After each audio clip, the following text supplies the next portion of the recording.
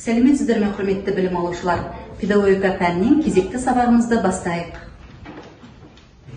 Сабағымызды бір-бірімізге жақсы көңіл күй сыйлаудан бастайық. Алдарында жатқан спикерлерге қарап, бір-бірлеріне көңіл күйлеріңді білдіре қойыңдар. Енді атаулар туралы 3 сұрақ әдісі арқылы бүгінгі сабағымыздың тақырыбын ашып алайық. Ол үшін әдіс, тәрбие және жүктелу сөздерінің мағынасын талдай отырып, сабағымыздың тақырыбын болжап көрейік. Ал ойланамыз. Бірінші әдіс деген сөз. Бұл терминді сендер бұрын қайда және қандай мағынада кездестірдіңдер? Я жарыс айтамын. Спортта әдіс деген. Жақсы. Бұл әдісті көбінде қыздар көбінде тамақ істегенде әдістер қолданылады. Өйткені әр нәрсенің өзінің қыр-сыры болғандықтан тамақтың да ең үлкен әдісі ол дәмін сезіну, яғни дәмді шығу үшін сол ең үлкен әдіс деп ойлаймын. Жақсы, сен қалай деген сұраққа да жауап беріп кеттің, не? Яғни сол әдісті мен тамақ істеуге пайдалансам, оны қалай дегенде тамақ істеудің әртүрлі әдіс тәсілдері бар дейді. Жақсы, тағы да бір мысал естейік. Мысалы, өнердің, оқудың, жазудың сол сияқты әр нәрсенің өз әдісі.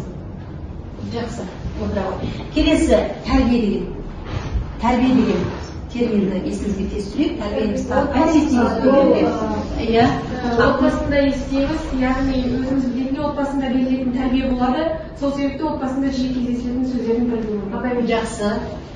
Жалпы тәрбие талдестен басталады дейді ғой. Біріншіден отбасында және де сабақ барысында мектепте жүреді. Тәрбие, оны сендер тәрбие терминін кезіктіріп түсінді. Енді үшінші біздің сөзіміз, немесе терминіміз жүктеу, немесе топтастыру. Жүктеу термин сабақ барысында, мысалы қазақ тілі пәнінде жүктеу, сүктеу деген сияқты. Солай деп ойлайсың, жақсы. Ал өмірдегі айтып көрейікші, Айдана, өмірдегі жүктеу деген сөзді қалай, қайдан кескіздің? Менің ойымша жүктеу деген жаңағы топтастыру деген сөзбен синонимдес келеді деп ойлаймын. Сондықтан да оны қарапайым сабақтың үстінде пайдаланамыз. Топтастыру, жүктеу. Жарайды, жақсы. Енді келесі біздің бүгінгі сабағымыздың жаңа тақырыбын анықтау үшін осы 3 сөзден бүгінгі сабағымыздың тақырыбын анықтап көрейік. Бүгінгі сабағымыздың тақырыбы не болуы мүмкін? Әдіс, тәрбие, жүктеу. Не туралы айтамыз бүгінгі сабақта? Алатын? Тәрбие әдістерінің, яғни жүктелуі, олардың өзіндік түрлері, соған тоқталып өтетін сияқтымыз. Бүгінгі біздің сендермен оқитын тақырыбымыз тәрбие әдістері, тәсілдері, құралдары, тәрбие әдісін топтастыру деген сабағымыздың жаңағы бастайтын болады. 1 минут уақыт тәрбие әдістері, құралдары, тәсілдері, тәрбие әдістері топтастыру тақырыбындағы сабағымыздың мақсатын жасап көріңдер.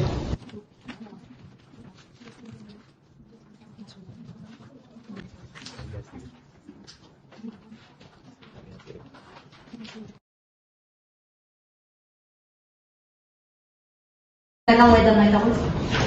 Біздің ойымызша осы берілген тақырыптың мақсаты ол ең алдымен берілген терминдерді түсіну, мағынасын ашу, өмірде қолдану. Екіншіден тәрбие әдістерін игеру, тұлғалық қасиеттерін қалыптастыру. Сабағымыздың мақсаты тәрбие әдістері, құралдары, тәсілдері туралы ғылыми білім жүйесін меңгеру, әдістердің жүктелуі, сипаттамалары және олардың айырмашылықтарын білу.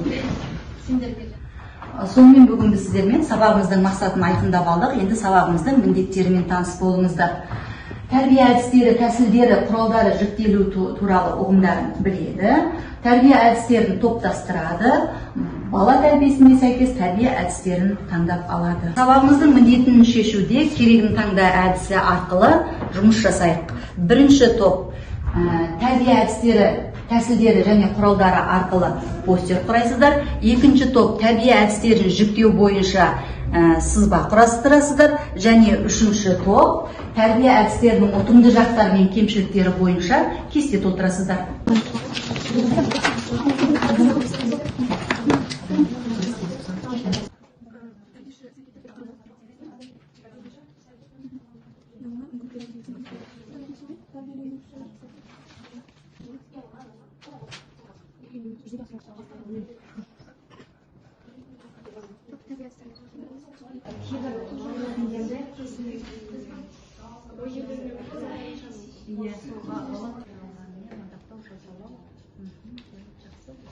жақсы, біздің уақытымыз аяқталды. Сіздерге берілген шығармашылық жұмыстарыңызды аяқтап болсаңыздар, жаңағы қорғауды бастайық. Бірінші топ келеміз ортаға. Тәрбие әдісінің құралдары. Педагогикалық құралдарды жасауға іс-әрекет түрлері. Ойын, еңбек, заттар, рухани және материалдық мәдениеттер, бұқаралық ақпарат құралдары жатады. Ал тәрбие тәсілдеріне келсек, бағалау, қатынас жасау, бағдарламалық іс-қызметтер, ақпараттық ағартушылықтар жатады. Бірінші топ сонымен бізге жалпы тәрбие әдісі дегеніміз не, тәсіл дегеніміз не, анықтамаларын беріп өтті. Енді ары қарай осы тәрбие әдістері қалай жіктеледі екен, қалай топтастырылған екен, екінші топ сіздер дайындадыңыздар, алып келе қалыңыздар.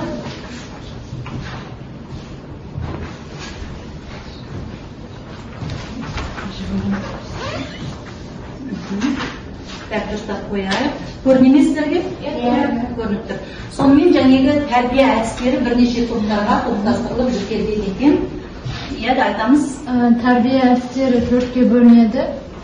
Жеке адамның санасын қалыптастыру әдісі, іс-әрекет және қоғамдық тәртіп тәжірибесін қалыптастыру, тәртіпке іс-әрекетіне ынталандыру әдісі, мінез-құлықпен өзін-өзі бақылау, ұйымдастыру, жүзеге асыру әдісі болып табылады. Екінші топ бізге тәрбие әдістерін және оның жіктелуін сызбақ түрінде көрсетіп айтқан екен. Енді қазір біз сіздермен бір бейне ролик көрейік. Сол роликтен сіздер жаңағы қай әдіс қолданылған, мұғалім қай әдісті қолданып тұр, соны жаңағы анықтап табасыздар. Так, Арман. Сен бүкіл мектептің парталарын жуып шығатын сияқтысың ғой, ә? Сіз мен дұрыс түсінбедіңіз, апай? Иә, мен сені дұрыс түсінбедім, шынымен де. Біресе өзіңді, біресе томпақ түсем дейсің. Мүмкін таза парталар қалмай тұрғанда тоқталарсың. Соңғы ескерту. Егер де бүгін сабақтан кейін кетіп қалатын болсаң, ертең ата-анаңмен келесің. Соңғы Қазақстан ол белгіленген бір адамдарға ғана жұмыс емес. Әрбір оқушының міндеті тәртіпке бағынған, құбылмайды. Бүгін мен соны түсіндім.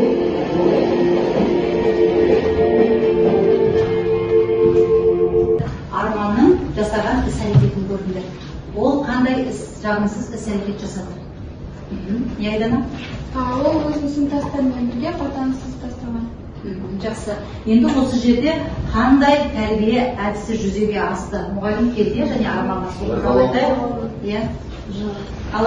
Жазалау әдісі жүзеге асты. Бұл жерде мұғалім яғни оқушыны жазалау арқылы оны қателігін өзіне түсіндіре білді. Яғни балалар қорқыныш шығарды артынан. Енді олай жасауға болмайтын, партаны шимайлауға болмайтын үйренген екен. Жақсы. Ендеше қандай кемшілік тұстары бар, қандай ұнамды тұстары бар, сол жағына айтып көрейік. Ол үшін бізге үшінші топқа кесте толтыруға берілген болатын, ал үшінші топ келеміз. Бізге яғни тәрбие әдістерінің осындай жақтары мен кемшіліктері берілген болатын. Бірінші кезекте тоқталып өтетін болсақ, этикалық әңгіме. Бұл уақытта тәрбиеші іс-әрекеті оқушылармен санаса отырып ынтымақтастықта жұмыс істей біледі. Және де бұл кездегі тәрбиеленуші, яғни оқушының іс-әрекеті осы арқылы өз ойын еркін жеткізе біледі. Қоғамдық орталарда еркін сөйлей алады. Және де ұтымды жағын айтатын болсақ, өзінің яғни шырайлы жағы сабақтың еркін түрде өтуі де аламыз, және де бала өзінің ішкі сырымен бөлісе алады. Кемшіліктері, басқалардың пікірлері бір-бірімен келіспей қалуы мүмкін. Және де бұл бір кемшілігі деп атай аламыз. Және де тағы да бір түрі бұл түсіндіру. Мұғалім оқушыларға адамшылық қасиеттер туралы түсіндіру жүргізіледі, және де оқушылардың осы арқылы өзіндік бір тәрбие болсын, басқа жағынан болсын, түсінігі қалыптасады. Және де осы кезде оқушының іс-әрекеті басқа адамдарды құрметтеу, сыйластық таныта білуі жүзеге асады. Және де теріс қылығын түзету бұл ұтымды жағы болып табылады. Сонымен балалар бүгін біз сендермен тәрбие әдістері, құралдары, тәсілдері жайлы, оларды топтастыру жайлы қарастырдық. Енді осы алған білімімізді тексеріп көрейік. Ол үшін қазір жаңағы бағдарламада мен сендерге сұрақтар қоямын, дайын отырамыз. Бірінші сұрақ бізде Ақмаралға қойылады.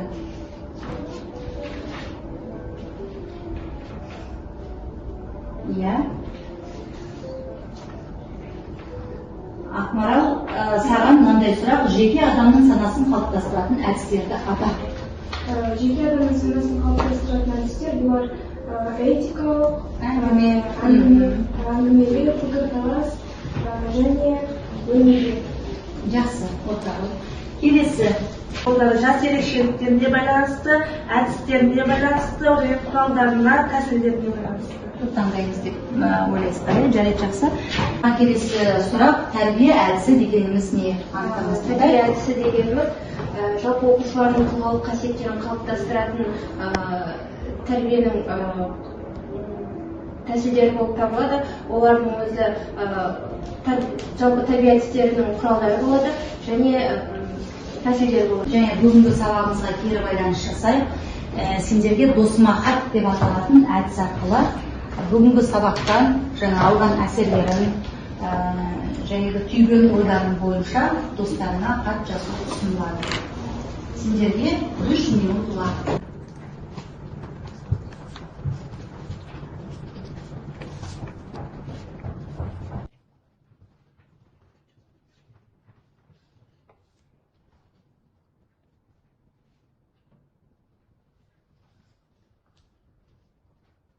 Сәлем досым Үкілай, қалың қалай? Менде бәрі жақсы. Бүгін бізде өте қызықты сабақтар өтті. Солардың бірін айта кетсем, біз педагогика сабағында тәрбие әдістері, тәрбие құралдары мен тиімді таңдау әдістерін өттік. Көптеген әдістер өттік, мадақтау әдісі, тағы да басқа қызықты мәліметтер білдік. Болашақ мамандығымызға өте көп септігін тигізетін ақпараттар алдық. Досыма хат, мен өзімнің досым Серікжанға хат жаздым.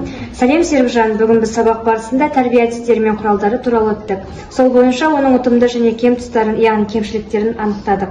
Өзімізге керекті мәлімет ала білдік. Бұл тәсілдердің өмірмен байланысты екендігін түсіндік. Сабақтың ұтымды жақтарын аштық. Бүгінгі сабақ біз үшін өте қызықты болды. Сәлем Самал, бүгін педагогика сабағында тәрбие әдістері туралы тақырыпты өттік. Өзімізге керек тақырыптарды, тәрбие әдістерінің түрлері туралы мағлұматтарды алдық. Бүгінгі сабақ өте керемет өтті. Сонымен балалар, бүгінгі сабағымыз аяқталды. Үйге 3 тәрбие әдісіне мысал жазып келесіздер. Топ басшылары бағалау парақтарыңызды жинап, бағаларын анықтап маған өткізесіздер. Бүгінгі сабаққа белсене қатысқандарыңыз үшін рахмет. Сау болыңыздар.